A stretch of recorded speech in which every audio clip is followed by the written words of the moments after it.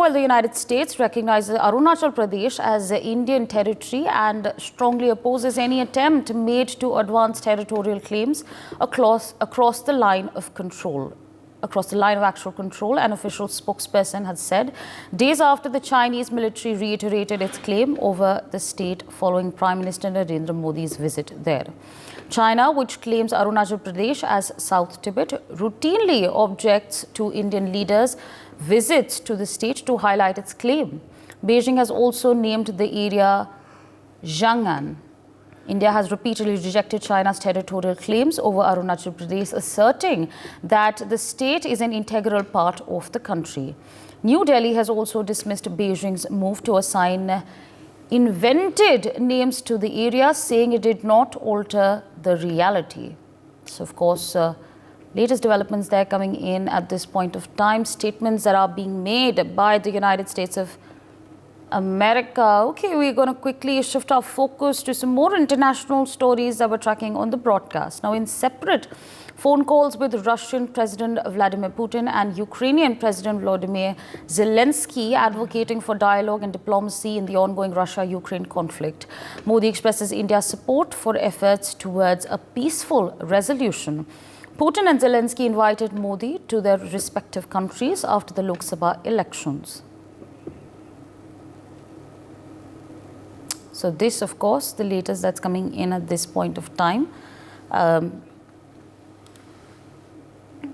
Of course, two separate phone calls that have been held with Prime Minister Narendra Modi, one by Zelensky, one by Putin.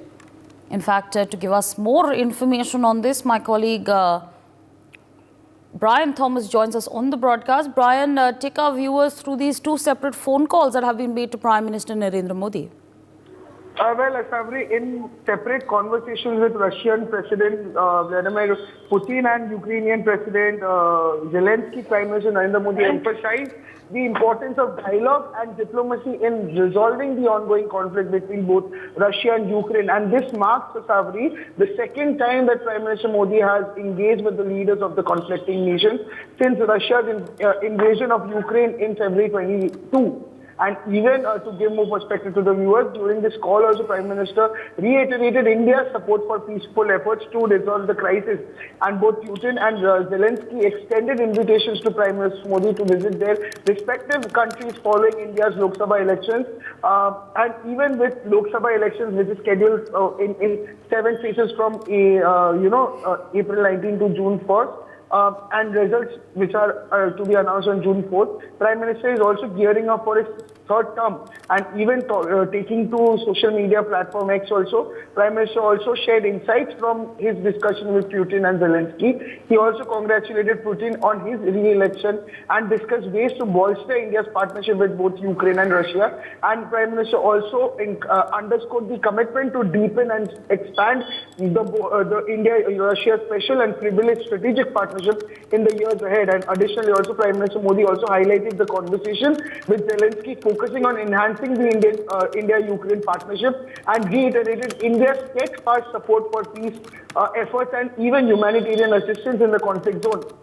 Even Zelensky also expressed appreciation for India's support and invited India to participate in an upcoming peace summit which is scheduled in Switzerland.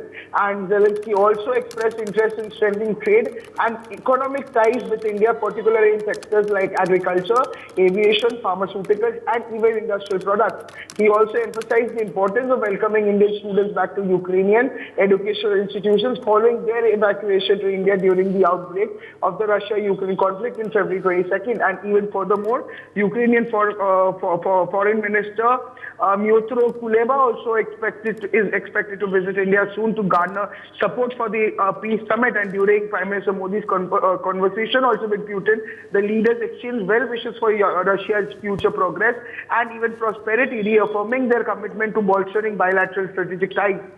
Despite India's abstention also from publicly criticizing Moscow's actions since the invasion, the country has consistently advocated for a diplomatic resolution to the conflict since the very February 22nd, and even Putin's recent electoral victory is also anticipated to consolidate his authority in Russia, a significant supplier of defense equipment to India, further strengthening bilateral relations between the two very nations. Yes, Asavri.